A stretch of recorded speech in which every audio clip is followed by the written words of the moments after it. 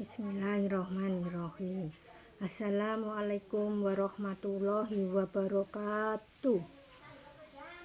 Allahumma sholli ala Sayyidina Muhammad wa ala ali Sayyidina Muhammad.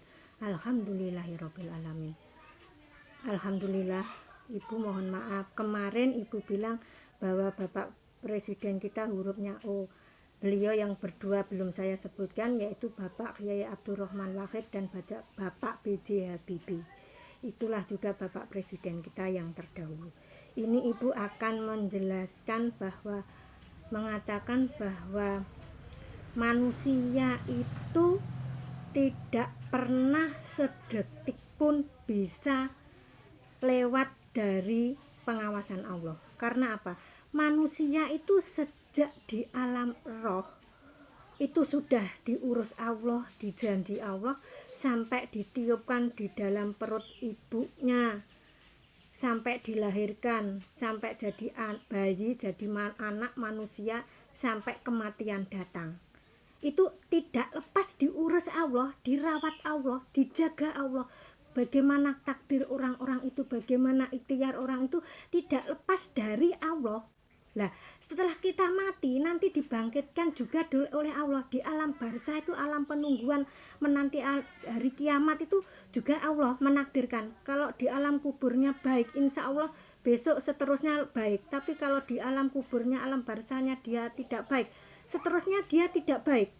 Nah, makanya kalau kita masih diberi hidup ini harus menyadari betul bahwa kita tidak bisa melepaskan diri dari pengawasan Allah. Sedetik pun tidak bisa. Ini buktinya begini. Buktinya kalau kita tidak lepas dari pengawasan Allah, yaitu satu, kalau kita sedang sakit, itu rasanya tidak enak. Makan apapun yang enak rasanya tidak enak. Tapi kalau kita sedang tidak sakit, makan apapun yang rasanya tidak enak menjadi enak. Nah, itu yang membuat seperti itu siapa? Kalau tidak Allah, tidak ada bisa yang mampu kemampuannya. Satu.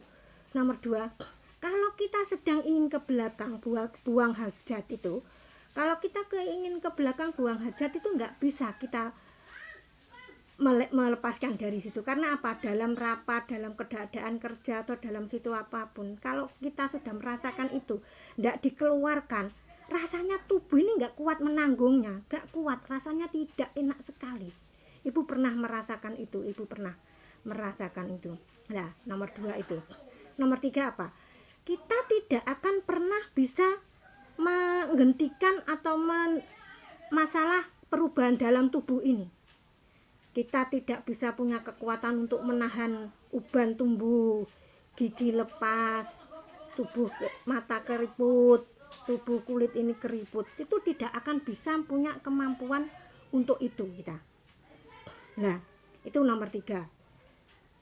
Nomor empat, kalau ada seorang yang meninggal dunia, semua keluarganya berkumpul, ada yang membacakan Yasin, ada yang mendakwakan doa, ada yang bagaimana kita berusaha menakilnya biar berusaha husnul khotimah dalam sakaratul mautnya. Itu semua manusia walaupun sealim apapun, sekuat apapun, seilmu hebat apapun, sesoleh apapun, tidak bisa menahan roh itu keluar dari tubuh. Kalau Allah sudah berhendak keluar, roh itu pasti akan keluar. Nah, itulah 4 tanda kelemahan manusia. Berarti manusia itu selalu setelah ada kematian, sebelum ada kematian, waktu hidup di dunia ini selalu dijaga Allah, diurus Allah, dirawat Allah. Itu bukti nyata. Semua manusia pasti mengalami 4, pernah merasakan 4 itu, pasti itu. Nah, ini kalau kita sudah berusia 40 tahun, kalau 40 tahun itu belum berpikir ke situnya, belum ada, memikirkan akhirat belum ada, taufik hidayahnya sudah ada, pasti insya Allah pasti seterusnya umur 40 berlanjut itu sampai kematian datang tuh mudah, diarahkan ke akhirat tuh mudah, karakternya sudah lebih bagus, lebih bagus, lebih bagus. Tapi kalau sudah usia 40 tahun, taufik hidayahnya belum turun karena egonya terlalu tinggi, biasanya karena ada sombong, ada riya, ada ujub dalam tubuh manusia, itu biasanya petunjuk itu sulit datang karena terhalang oleh hijabnya itu terhalang. Sebetulnya taat juga bisa ada hijabnya, kemaksiatan juga ada hijabnya. Nah, hijab dengan Allah itu ada untuk kita biar tidak terhijab dengan Allah. Kalau menurut pengalaman ibu sendiri itu pertama dan utama itu tidak merasa lebih baik dari orang lain. Itu pertama, pasti itu. Kalau kita sudah bisa merasakan tidak punya kelebihan apapun, tidak punya kemampuan apapun, pasti Allah akan menurunkan hidayah petunjuk di hati orang itu. Karena apa? Kalau kita benar yakin hidup ini tanpa pertolongan Allah, tanpa rahmat Allah, tanpa petunjuk Allah, tanpa kekuatan dari Allah, manusia hidup di dunia tidak akan pernah merasakan kebahagiaan sedikit pun.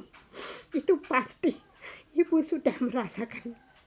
Kalau kita sudah benar-benar bertawakal kepada Allah, benar-benar sabarnya sudah betul, syukurnya sudah betul. Sabar itu tidak hanya diam, tapi tetap bergerak, tapi tetap ikhtiar dan usaha, tapi semua keputusan terserah kepada Allah. Takdir Allah lah yang menentukan. Sudah, Ibu, terima kasih kepada siapapun yang telah mensubscribe Ibu. Saya mohon maaf jika ada salah kata kepada semua saudara-saudaraku. Hari ini Indonesia butuh doa untuk seluruh rakyat Indonesia. Mudah-mudahan Indonesia dijaga Allah, dilindungi Allah dari sesuatu yang tidak menyenangkan.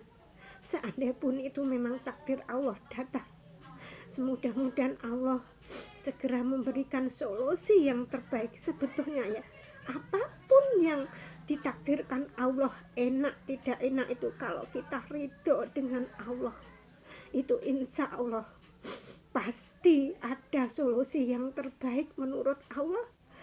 Pasti itu baik bagi manusia itu untuk dunia dan akhirnya.